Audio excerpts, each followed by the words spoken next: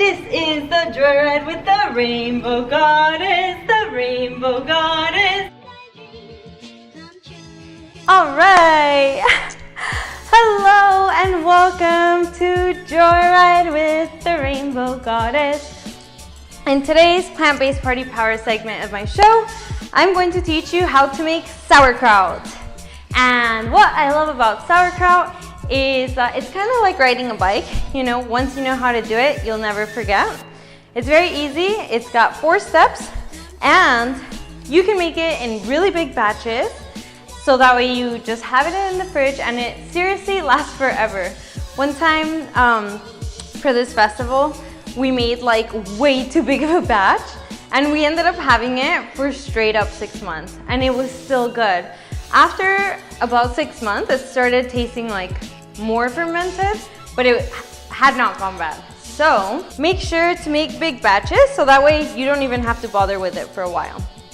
Now for this, I would recommend that you have a food processor that has one of those slicing blades because it will make your job so much easier. Like it will literally turn this process into like less than a 10-minute process if you have that. Otherwise, a nice knife will work and the cutting board. And I hadn't mentioned this before, but I honestly should have mentioned it from like day one, which is that I think something that really gets in the way of people wanting to cook is that their knives get really dull and they don't have a knife sharpener. So then it makes it like really labor intensive to have to cut anything. And also it makes it really dangerous. So I would recommend to buy a knife sharpener. Now there's a lot of knife sharpeners on the market, but this is my favorite one. And I think this one costs something like $7 or $12 or something. Like it's really not expensive. And it's lasted me like almost a year. Eventually these sort of like wear out and you have to get a new one. So I will put the link to that in my description, so look out for that. Now the other thing is that this is what I'm working with today. I'll show you. This is what like my processor is like because I'm at my parents' house and this is what they had. Now I don't like this because it's got like a really small mouth and it doesn't actually have a container. So then I have to put this bowl and hope that it doesn't spit it out everywhere. I have, it's either a KitchenAid or a Black & Decker food processor that has the capacity of 8 cups. I really like that because I also like to make my sauerkraut in that size, which usually is about 1 large cabbage head. So I will also put the link to that in my description and I think it's like 30 bucks. Super cheap and it lasts forever.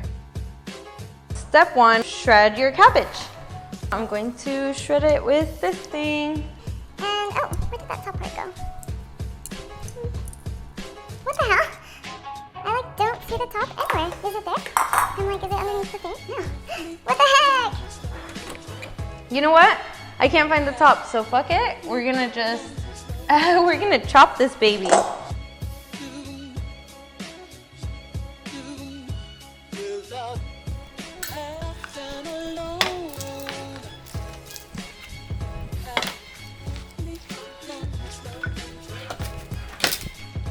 Okay, so I've got about 8 cups here.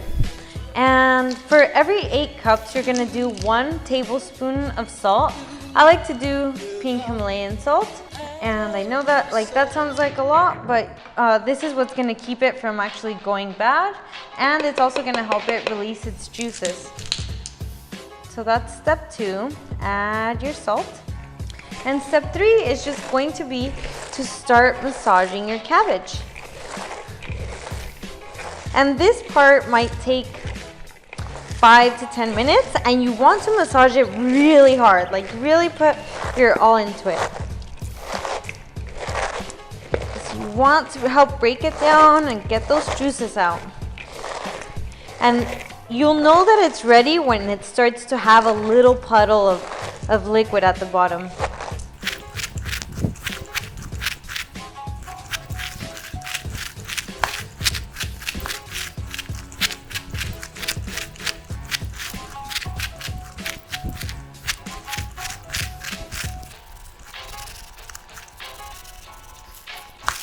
So you see, now it's starting to get a little puddle down there. So now it's ready for step 4. Have a jar. And you want the jar to kind of have like a wide mouth. You want your jar to also be very clean. And what you're going to do next is grab your cabbage, and I want you to squeeze it. So you're squeezing the liquid out, and then you're gonna put it in the jar, and I want you to press it down with your fist. And if you do taste the cabbage, it should taste like quite salty.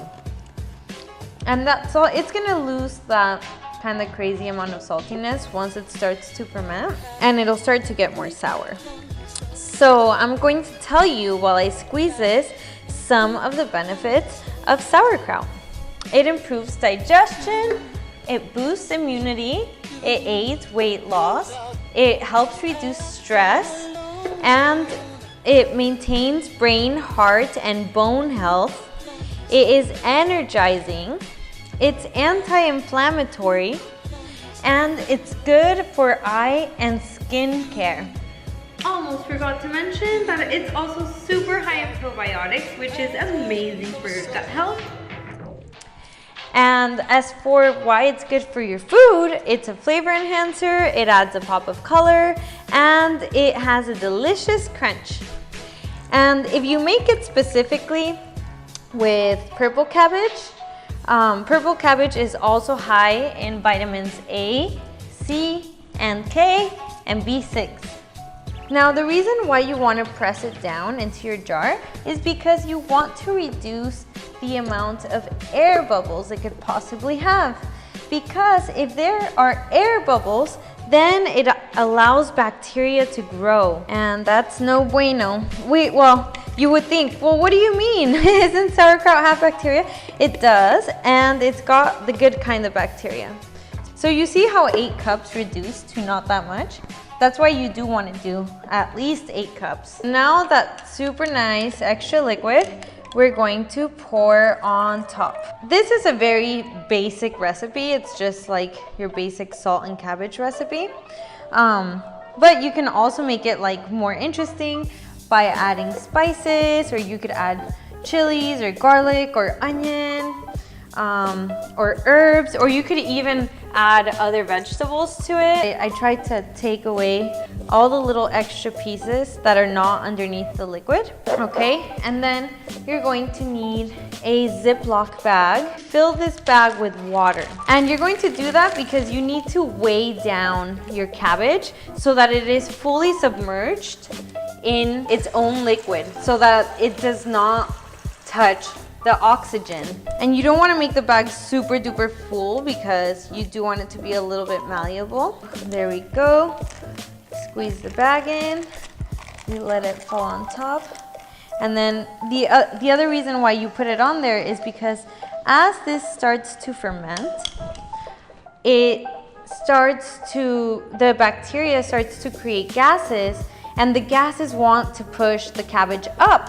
But you don't want the cabbage to be pushed up because then it'll reach oxygen and then it'll have mold on top. So I'm going to put my lid on it. Now that you have your cabbage nice and covered with the Ziploc bag that is filled with water and the lid on it, you want to put it somewhere warm. Make sure to also leave it in a dark place, away from sunlight, because it is the warmth that's actually going to help your cabbage ferment. And like right now I'm somewhere tropical, so I'm thinking that it's actually gonna be like overnight that it's gonna be ready. But typically it's going to take between 3 days and a week.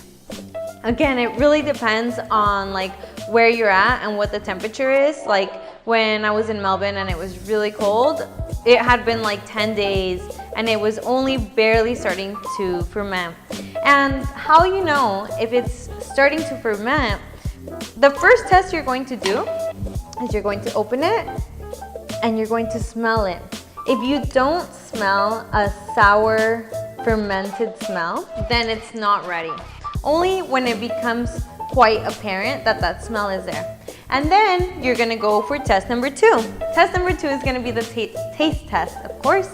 And if you're not quite sure if it's there yet, just leave it another day or 2. It won't over ferment.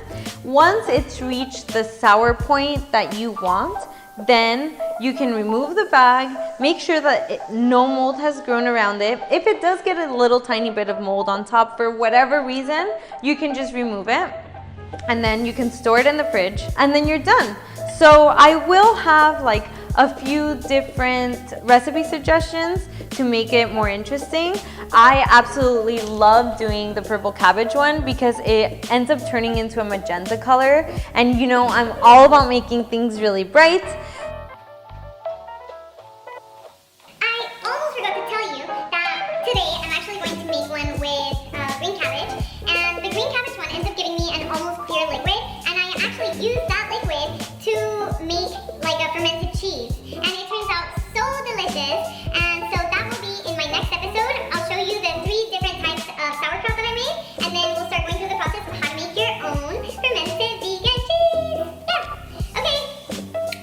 If you do like this video, please go ahead and hit that like button, subscribe to my channel, and also turn on your notification bell so that you know every time that I have a new video. Love you! Have a healthy, happy week!